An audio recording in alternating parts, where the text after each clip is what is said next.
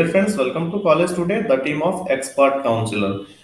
आज हम लोग डिस्कस करेंगे बिहार नीट यूजी काउंसलिंग के बारे में।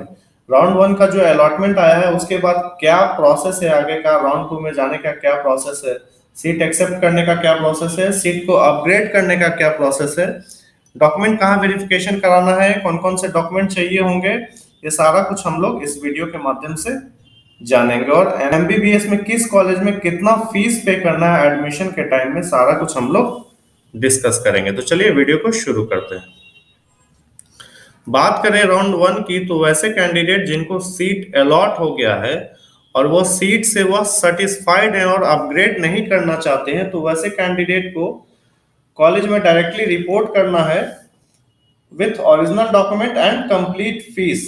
कंप्लीट फी के साथ उनको कॉलेज में डायरेक्टली रिपोर्ट करना है। फीस जो है आप डीडी के माध्यम से भी पे कर सकते हैं या फिर कॉलेज के अकाउंट में भी डायरेक्टली पेमेंट कर सकते हैं। दूसरा केस क्या है? दूसरा केस है आपका, अगर कॉलेज अलॉट हुआ है राउंड वन में, उस सीट से सेटिस्फाइड हैं लेकिन चाहते हैं कि और कुछ बेहतर मिल जाए तो ज्यादा अच्छा होता। वैसे कैंडिडेट को क्या करना है, उनको भी कॉलेज में रिपोर्ट तो करना है लेकिन यहाँ पे टोटल फीस पे नहीं करना है। यहाँ पे उनको 2 लाख का डिमांड ड्राफ्ट पे करना है, वो भी कॉलेज के नाम पे नहीं, in favour of controller of examination BCEC board payable eight Patna. 2 lakh का डीडी एमबीबीएस के केस में और 50,000 का डिमांड ड्राफ्ट डेंटल के केस में। ये किस कैंडिडेट को करना है? वैसे कैंडिडेट जो सीट को एक्सेप्ट तो कर रहे हैं लेकिन अपग्रेड का भी ऑप्शन रखना चाहते हैं। ठीक है, अब बात करें अगर राउंड टू की, अगर राउंड टू में अपग्रेड होने के बाद सीट वही रह जाती है जो फर्स्ट राउंड में आपको अलॉट की गई थी, तो उस कंडीशन में भी कॉलेज में आपको रिपोर्ट करना है विथ ओरिजिनल डॉक्यूमेंट, और जो आपने डीडी जमा किया था फर्स्ट राउंड में उसकी रिसिप्ट और वेरिफिकेशन स्लिप, ये सारा कुछ आपको लेके फिर से रिपोर्ट करना है आपको, जो भी कॉलेज अलॉट हुआ था उसमें, अदरवाइज सीट कैंसिल कर दी जाएगी। राउंड टू में दूसरा केस क्या है? दूसरा केस है कि अगर किसी कैंडिडेट को राउंड टू में सीट अपग्रेड हो जाती है तो उस कंडीशन में भी उनको कॉलेज में रिपोर्ट करना है with original document and receipt of deposited DD और रेस्ट फी के साथ और वेरिफिकेशन स्लिप जो आपको राउंड वन में दिया गया था, otherwise seat will be cancelled. Document क्या क्या चाहिए, डॉक्यूमेंट पे एक नजर डालते हैं। डॉक्यूमेंट में 10th की मार्कशीट चाहिए, एडमिट कार्ड चाहिए, 12th marksheet and admit card, 12th का passing certificate, college leaving certificate, character certificate, migration, allotment order जो कि बीसीसी की वेबसाइट पे अवेलेबल है, NEET admit card, Aadhaar card, check slip and biometric form एक available है BCC के वेबसाइट पे, डाउनलोड सेक्शन में देखेंगे तो आपको मिल जाएगा ये। उसके बाद डोमिसाइल सर्टिफिकेट, कैटेगरी सर्टिफिकेट, अगर कोई कैटेगरी है जैसे एससी एसटी ईडब्ल्यूएस ओबीसी तो कैटेगरी सर्टिफिकेट लगेगा। सब कैटेगरी सर्टिफिकेट, इसका मतलब हुआ पीडब्ल्यूडी सर्टिफिकेट, अगर कोई कैंडिडेट फिजिकली हैंडीकैप्ड है तो वह उसका भी सर्टिफिकेट देना होगा। इनकम सर्टिफिकेट चाहिए, उसके बाद 15 से 20 पासपोर्ट साइज फोटो चाहिए। उसके बाद डिमांड ड्राफ्ट या फिर ऑनलाइन ट्रांसफर भी आप कर सकते हैं कॉलेज के अकाउंट में। इम्पॉर्टेंट डेट पर एक नज़र डालते हैं। पहले जो शेड्यूल था उसमें कुछ थोड़ा सा चेंजेस देखने को मिला है एमसीसी के वजह से, क्योंकि ऑल इंडिया में चेंजेस हुआ है तो स्टेट पे भी उसका प्रभाव पड़ता है। तो अभी जो शेड्यूल है डॉक्यूमेंट वेरिफिकेशन की, 2 फरवरी से लेकर 7 फरवरी के बीच डॉक्यूमेंट वेरिफिकेशन और एडमिशन का प्रोसेस आपको कंप्लीट करना है राउंड वन का।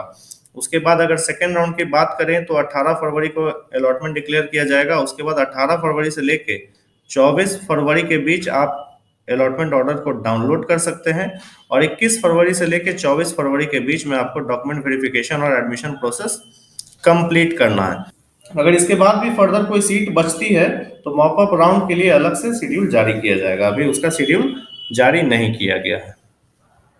अब बात करें अगर किस कॉलेज में कितना फीस पे करना है एडमिशन के टाइम पे, तो उस पर भी एक नजर डालते हैं। पहला जो कॉलेज है आपका कटिहार मेडिकल कॉलेज कटिहार में, तो इसकी बात करें अगर तो ट्यूशन फीस है 9,35,000 जो कि आपको 4.5 साल तक देना है। डेवलपमेंट फीस वही 1,20,000 ईयरली है, ये भी आपको 4.5 साल तक पे करना है। हॉस्टल फीस की अगर बात करें तो 2.5 लाख रुपया ईयरली है, ये आपको 5.5 साल तक पे करना है। इसके अलावा स्टूडेंट सर्विसेज के नाम पे भी यहाँ पे 50,000 आपसे चार्ज किया जा रहा है, जो कि 5.5 साल तक पे करना है। सिक्योरिटी डिपॉजिट की अगर बात करें तो 1 लाख की यहाँ पे सिक्योरिटी भी डिपॉजिट करनी है। इसी तरह से अगर देखा जाए टोटल बजट तो 63,97,500 रुपए का टोटल बजट आपका आता है। टोटल बजट में मैंने सिक्योरिटी डिपॉजिट को ऐड नहीं किया है क्योंकि ये फर्दर या तो फीस में एडजस्ट हो जाएगी इन फ्यूचर या फिर रिफंड हो जाएगा।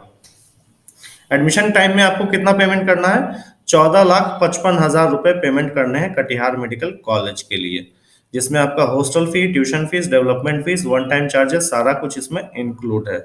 अगर बात करें माता गुजरी मेमोरियल मेडिकल कॉलेज किशनगंज की, तो यहाँ पे ट्यूशन फीस पे करना है 8,38,000 जो कि 4.5 साल तक पेएबल है। एडमिशन फी वन टाइम यहाँ पे पे करना है 50,000। वही हॉस्टल फीस यहाँ पे थोड़ा ज्यादा है, 3 लाख रुपए ईयरली यहाँ पे हॉस्टल फीस है, 5.5 साल तक पे करना है।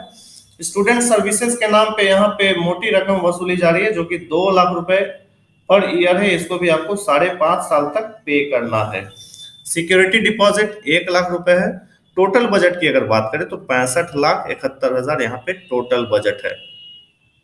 एडमिशन टाइम में आपको कितना अमाउंट लेके जाना है? 14,88,000, ठीक है ना, ये एडमिशन टाइम में पे करना है आपको। Narayan medical college and hospital Sasaram की अगर बात करें तो ट्यूशन फीस है 10,38,000। वहीं एडमिशन फीस के नाम पे यहाँ पे भी 50,000 चार्ज किया जा रहा है। हॉस्टल फीस की अगर बात करें तो 3 लाख रुपया ईयरली है। वहीं student services and amenities fees के नाम पे भी यहाँ पे 1.5 लाख रुपया पर ईयर चार्ज किया जा रहा है।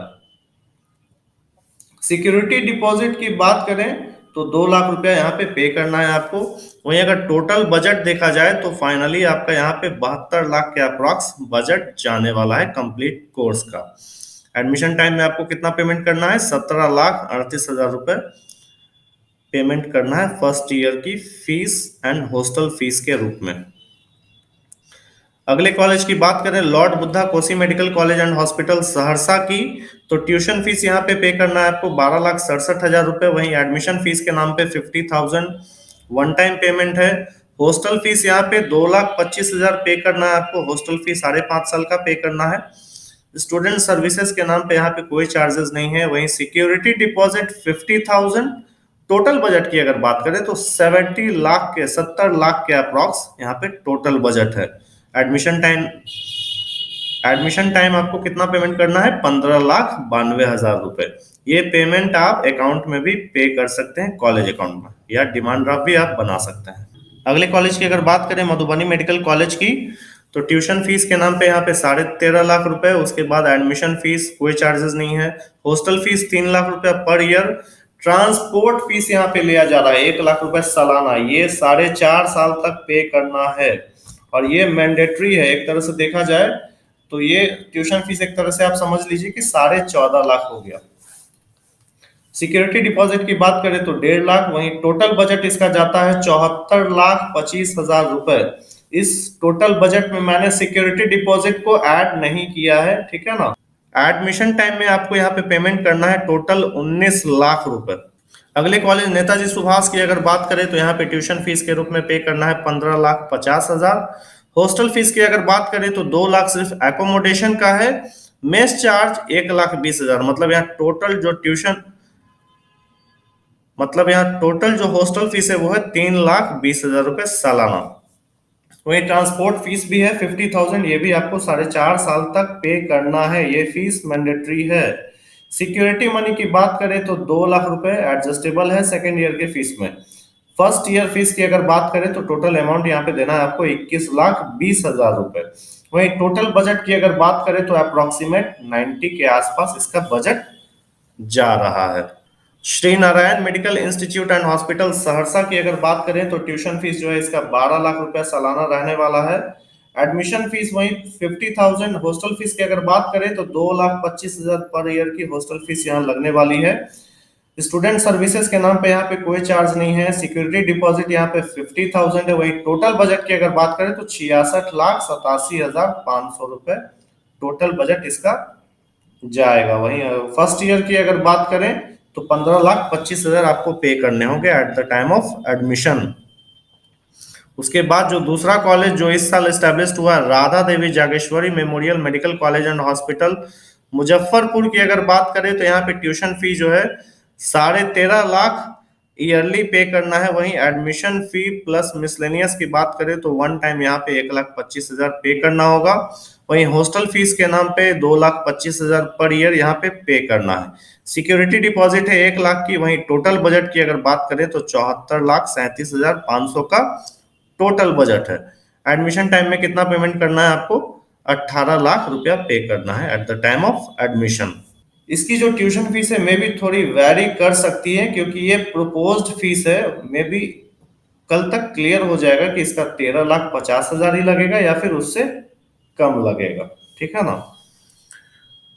काउंसलिंग से रिलेटेड किसी भी तरह का कंफ्यूजन अगर हो या फिर किसी कॉलेज के बारे में आप जानना चाहते हो तो कमेंट सेक्शन में बता सकते हैं, या फिर हमारे दिए गए नंबर पे हमारे एक्सपर्ट की सलाह ले सकते हैं।